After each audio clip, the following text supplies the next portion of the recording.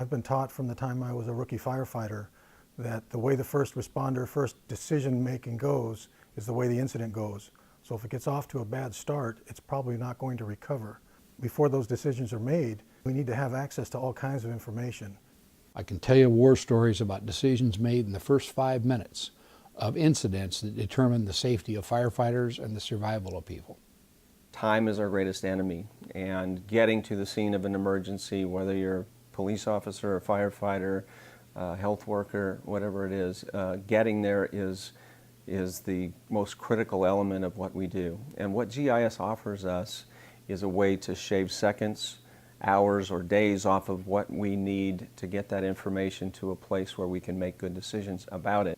In the old days, it was kind of shoot from the hip and do the best you can with the information available.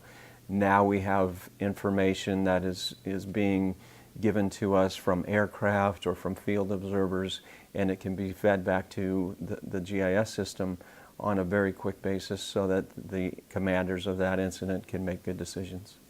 The degree to which we can continue to drive down applications to the lowest possible level is where we ought to be going.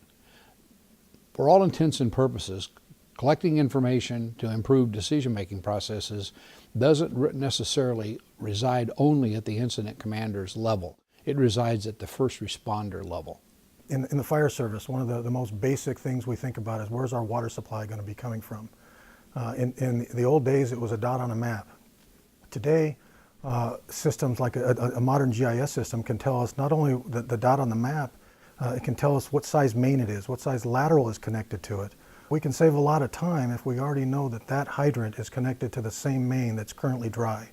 We can start planning for that. People at the command post, if this incident has expanded, can start assisting us with knowing what the water supply is doing and what we're doing to the water supply. That's just one example of the power of GIS, and that can be at my fingertips. The GIS, I think, is more of a game changer than the interoperability that gets discussed on the radio side. I think it has a much more universal application.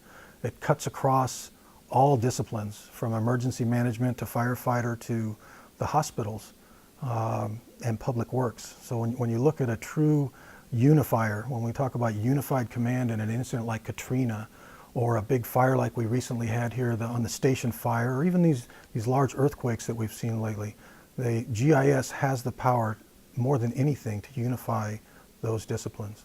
There is an ending going on right now. And I'll tell you what is ending. Our ability to use old manual systems quickly is ending. You know, the stuff that's stuffed in a file cabinet or stuck in a notebook on a fire truck, we just don't have the time to mess with it. What is beginning is to automate the decision-making process by giving tools to the people at the particular levels who need them. Now, the problem is there's a gap between the two. And the gap between the two has to be filled with training, with education.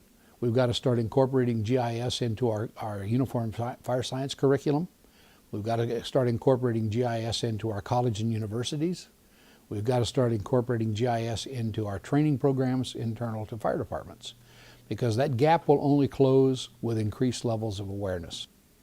For a GIS program to be successful, I think it has to come from the top. You have to have executive management and fire chiefs that understand and appreciate what the need for the GIS program is.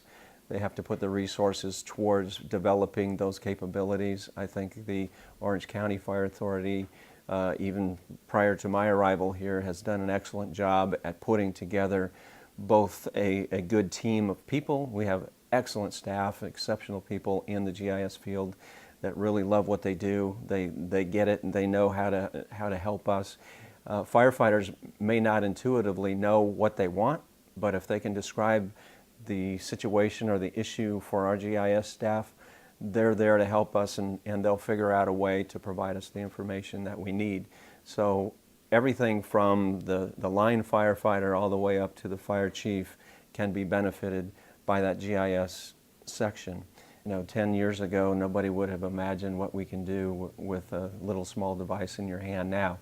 I would put GIS in that same category, in that we know that there are so many valuable things that we can do today, But I think, again, there are so many more things that will come in the next 5 years that I couldn't even explain what that might be.